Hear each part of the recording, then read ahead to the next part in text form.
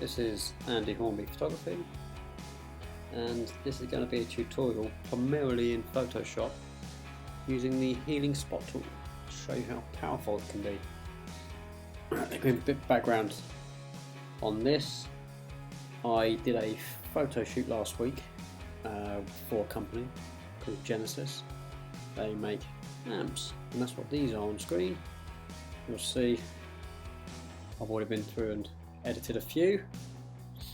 What you might not see on screen at the moment is the amount of dust that was on them. The problem is it was very difficult to control. We wiped these down many times. We had clean equipment available. The gentleman used gloves to put them inside my light box that you can see in the background here. And it just didn't do as much of a good job as we thought it did. If I zoom in, you can see there's spots of dust everywhere, down the bottom, on the top. If I have a look at this one, you can see there's dust everywhere. Now, normally it's not too much of an issue if you're shooting for web, which actually we are, but the website that these are going to go on will open up into larger images, so I want to make sure these are clean. And to be honest, I'm quite anal about stuff like that. I don't want to give this image to my client because they won't come back. This will be something that people see and just not like. So we're going to take this into Photoshop in a minute after I show you what I've done so far. Now, I have put all of my images that you see down the bottom here through Lightroom. I've adjusted some things. You can see the adjustment palette on the side here. Things have been adjusted. Done some local adjustments as well as global adjustments. I tend to work from Lightroom first. Now, I've been taking these into Photoshop. You see I've already completed some of them. Taking some of these into Photoshop in sets of 3, because in the spec of the job was to have 3 images per amp. Now, we had an image front on, tilted, and to the side sort of distorted, like you can see here. So each image I took, I made sure each image was taken to be spot on first time. So I didn't take millions and millions of images and have to go through them. If I can get it right first time in camera without taking loads, that's going to just save a lot of time later. Each image you'll see has a set of 3. This one, for instance, which is the original. Yeah, and then we'll go to afterwards. You can see there's a major difference. So this will be the image that the client gets, and that's the original image. So, and the same again for the rest of these. We've got, for instance, this one. Let's see if it zooms out. And there. You'll also see in this area here where it had been cleaned, there was a mark. That was also taken out in Photoshop. So we've done a fair bit of some of these. So let's go and have a look. So I'm going to take the set of 3 that are next into Photoshop. This one. So I'm going to hold down Command or Control if you're on Windows. Right click, and we're going to edit in Photoshop. We'll see you over there. Okay, we're in Photoshop. The first thing I'm going to do is take the background out. We don't need a background.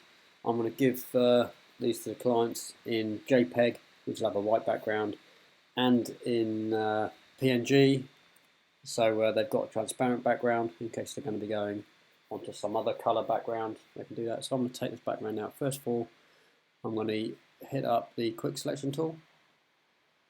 Let's just take a very quick, very basic selection of that. I'm going to zoom in. And we are going to go and look at the top corner. Now you see it's done a very good selection. Grab hold of the lasso tool for a second. And what I'm looking at here is in these corners, see if some of the corners have been cut out. See if there's anything not quite right, like there. So I'm going to add that back in. You see a little bit there. I am going to take this into the select and mask tool, but I want to make sure I get a decent selection first. So you see this jagged edge along the bottom. We really need to take care of that because I don't like that at all. So we are going to just take off just some of the rough edge of that. Try and make that edge a bit neater. You can see as we're going to the right here, there's a lot of dust on this one, a few hairs. Now this was taken with my Canon 6D, which has got 24 megapixels. So we're going to go one past that and add just a little bit. So 24 megapixels. So at a decent zoom, these dust and these hairs are just going to show up. So this is why we're going to take it out. I don't think that it's ever going to be used at that, but like I said before, I'm quite anal about this kind of stuff. Let's just move that to there. So we should have a fairly even edge there now. Looks a lot better. So let's make sure this edge, so we're missing a bit there, so we're going to add that back in. Now on pretty much most of these edges where a bit of catch light has hit the edge, it may have just not selected it properly. I can see the majority of that. Let's just take that out, that's bugging me.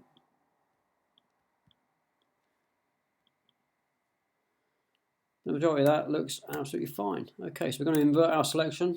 That is, for me, it's Alt, Shift, and I. No, Command, Shift, and I. Do apologise. And then we're going to select and mask. So I've already got my selections in here. You see I'm edge detection by radius of 1 pixel. I'm not feathering for any reason, so I'm just literally going to OK that. That's going to give us a new layer, new background copy with a mask, and the only thing selecting that mask is what we had after we inverted the selection, which was the amp.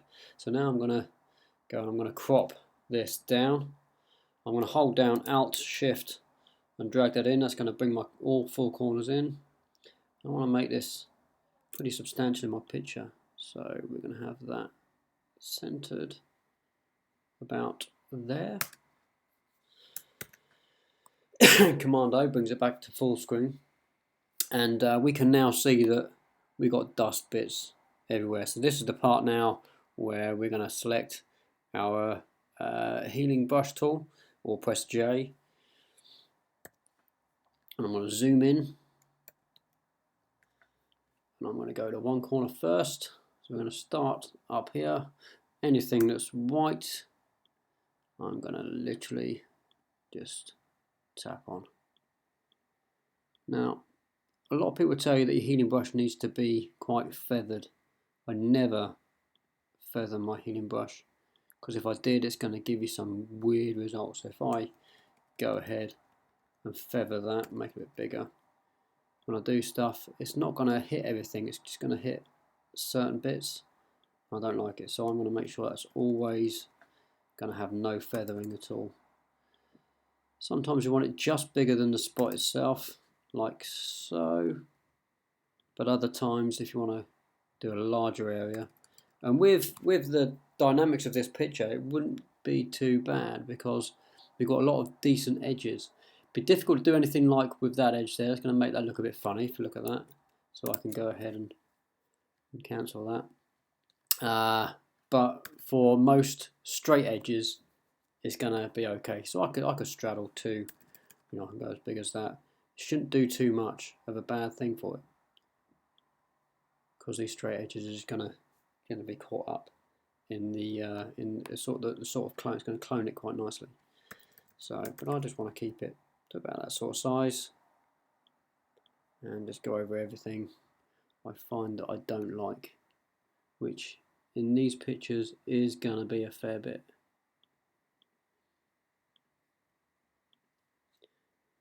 So you get the idea. Right, I am going to fast forward this now, so you guys are going to see this pretty quick. See, I haven't done that too well. I haven't done too nicely on that, so I'm just going to go in a bit smaller. Just catch it just like that, like that, like that. Okay. Okay, so I'm now going to fast forward this, and we'll see in a minute.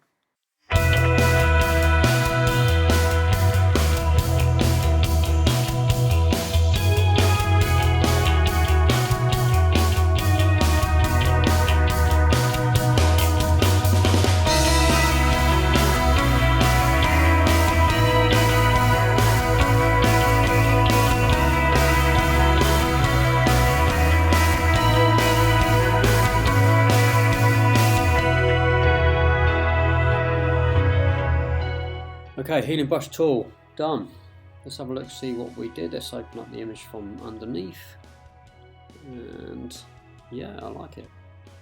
You see there are a fair few bits taken out. A very powerful little tool. On this amp, it's a very small amp. Didn't take me very long. The other amps that you saw earlier in Lightroom were a lot bigger, had a lot more dust in them. They were a nightmare. Took 30 minutes per image. Sometimes there was a lot of dust. It's an example of making sure you get everything right in camera and on location, but when it's not always possible and you're up against dust and things like that, you know, if the amp sat there for a while, it's going to collect dust. We were taking our time with the images. The amps were put down, sometimes left for 10-15 minutes. They're going to collect dust. You're not always going to get everything right, you know, in studio, on location, you know, and that's what these tools are for. I don't always use the healing brush tool. Sometimes the clone stamp tool works better, but for all of these and all the ones I've done previously, the healing brush has been absolutely fine. Don't forget that there's black spots on there. It's not always dust. Sometimes there's grease marks, like I saw in the amp earlier. You know, they can be gotten rid of quite easily too. This one I think is now done. So I'm going to go ahead and export that. I'm going to get rid of the background on there. I'm going to export it as a PNG first. So I'll set up a completely separate folder for PNG. That's going to save. And then when I save this as it is as a PS file, you'll see it return in Lightroom. And that's just saving there. My machine's been running all day doing these. It's a little bit slow today. That's done. Let's just get rid of this image. So if I save that and go back into Lightroom, you'll see it will come up there. This one's the original, and there's the one we just done. So there you go, all sorted. If you want to look at the original image from before I've done anything to the Lightroom, so we've got there, and there's, let's zoom in just slightly. There, pop, a little bit lopsided, took care of that. And there it is. We've done a fair few bits and pieces, some local adjustments, some adjustments with radial filter tool. So I've got 3 on there. Just a few little areas of light spots. So yeah. Final image. Gosh. Okay, I hope this was helpful. If you've got any comments, please leave them down below. I haven't done anything like this before in my videos, but I plan to do more tutorials and stuff like that on other bits and pieces. So if you've got anything you want me to do a tutorial on, please let me know. Like and share. Thank you very much. Speak soon. See you later.